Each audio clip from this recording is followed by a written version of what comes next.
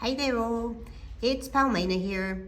So this week's weekly is from Tuesday the 1st of April 2025 through to Sunday the 6th of April 2025. I am using my own deck, which I will now be using for the weeklies. I've already pre-shuffled.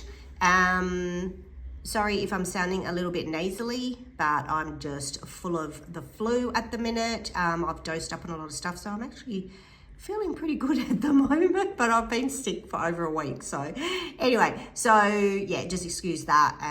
Yeah, but otherwise I should hopefully be face-to-face so you can see me, which is how I prefer to do them. So I feel like I'm actually talking to somebody when I'm looking at myself, talking to you guys. Anyway, so top is Aries through to Pisces, one card after the other, and I'm going to try and keep this quick. We've had eclipses, we've had full moons, new moons, all sorts of stuff.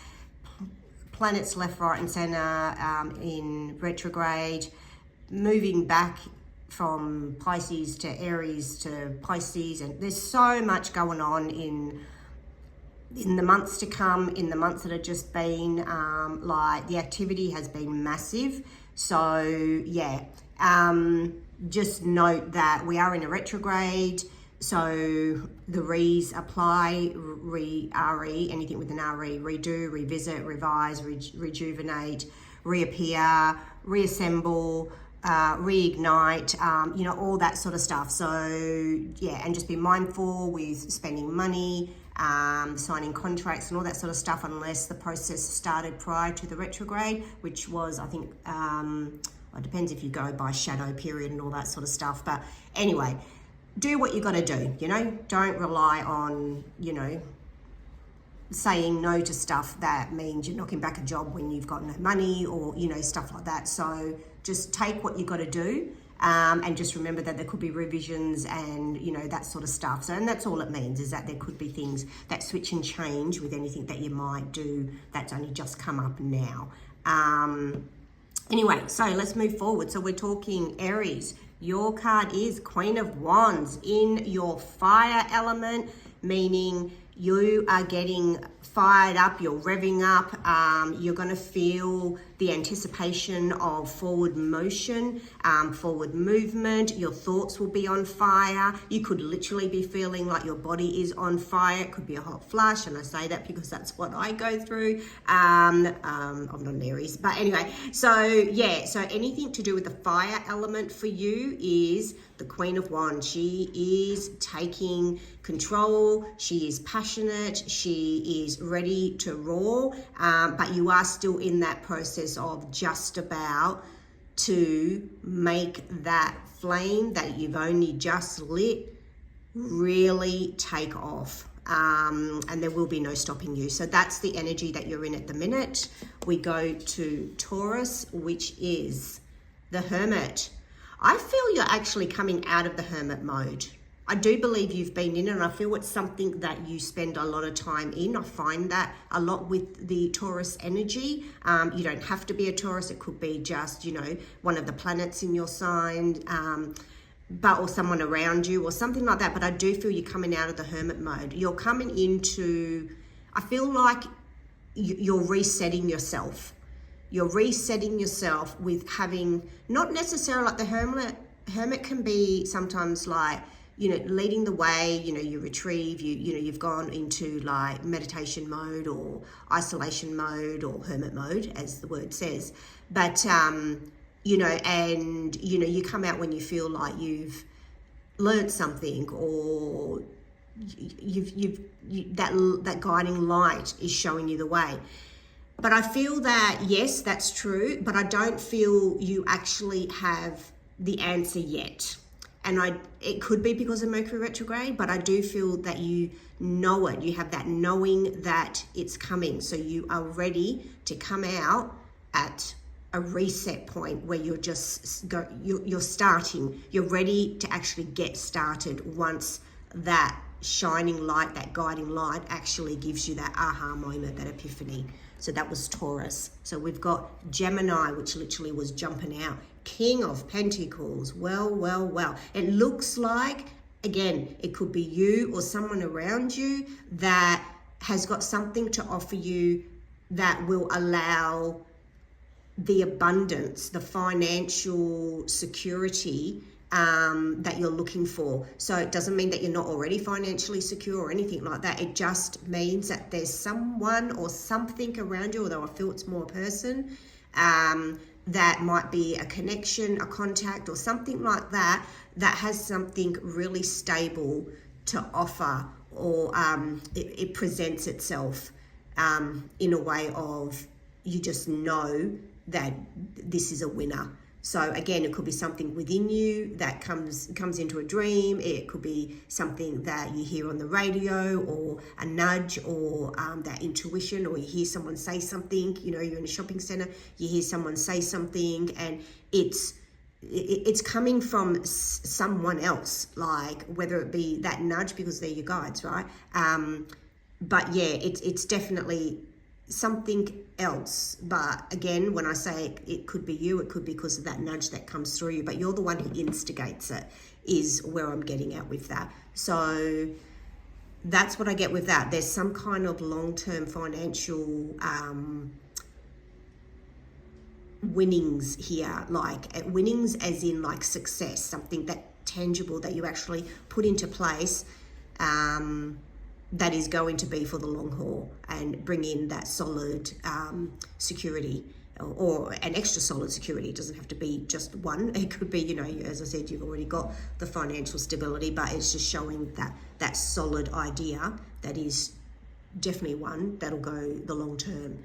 Okay, we have Cancer, Knight of Swords, lots of communication, lots of talking back and forth, left and right, gossip, people talking behind your back, possibly you talking behind other people's backs, things being done behind backs is what I feel. And it doesn't have to be bad. It could just be that, you know, you're having to have discussions about people, places, or situations, and then maybe present it, you know, in a meeting, or deliver it to somebody, or pass on that message, or whatever. But it just feels like lots of talking that needs to be done, or is being done, good or bad, only you know that. But there is lots of talking behind backs, or behind closed doors, is what I'm feeling here. So that's Cancer. Sorry, this is not the way I normally do it, where I'll hold the phone, but this is what you're getting today, because I'm still in my pajamas and I don't feel well. So yes, poor me syndrome. Leo, Five of Wands. I was going to say Five of Fire. Leo is fire. You know what I feel here? I feel you're in preparation. The Five of Wands can be like battle, just battling with yourself, internal battle, you know, that sort of stuff. But I feel like you're actually in preparation, like you're preparing, you're training, you're in training for something. Because after the Five of Wands, you get the Six of Swords. Oh my God, sorry, not the Six of Swords, but you get the Six of Wands, which is success. And, you know, really finding that victory. So you're not, like I would say, keep at it. Keep repeating. So again, we've got the Mercury retros, which are really strong at the moment. Keep repeating, be repetitive, which is part of training in whatever it is that you're doing. It could have something to do with training your thoughts and stuff like that, because I did have the Six of Swords come in my mindset. So when I said that, but swords are like communication. It's, you know, all about what's in your mind. And trying to move on and change the way our mindset is. So that could be something. So I just thought I'd mention that. But what I'm feeling is you are in preparation. You're in training for, I want to say, leveling up. So however that fits into your world. If it doesn't, let it go. So that was Leo. We have Virgo. Ace of Swords. I knew Swords was just hanging around. Ace of Swords. Truth. You're going to hear something that rings true to you, like that, like an epiphany, I suppose, that aha moment, that, again, that to me, the Ace of Swords is that direct contact with the universe, that direct flow from source, to yourself, that you see, you feel, you know, you hear, you think, everything's so clear. So there's something about truth in something that you hear, think, feel, say, or speak. Do you know what I mean? There's clarity around learning the truth, saying the truth, investigating the truth, anything and everything to do with truth. Something about truth is coming out. That's just, I don't know, it just feels really important that you know it, that you know the truth. That's what I'm feeling on that. So that was Virgo. So we have Libra, the Hanged Man.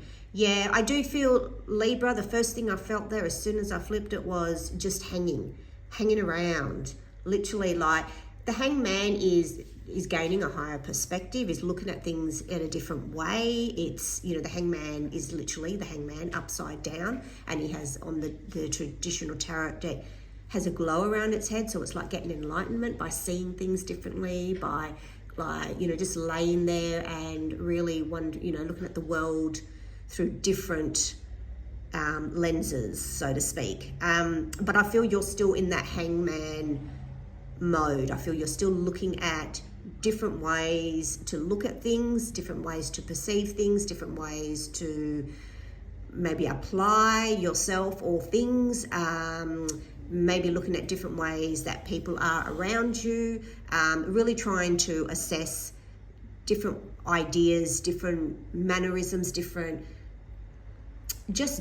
things differently in general, which is not a bad thing. It's actually a good thing. And then, you know, from there, you know, you move forward and change. Just, you know, when we're enlightened, we're able to make change.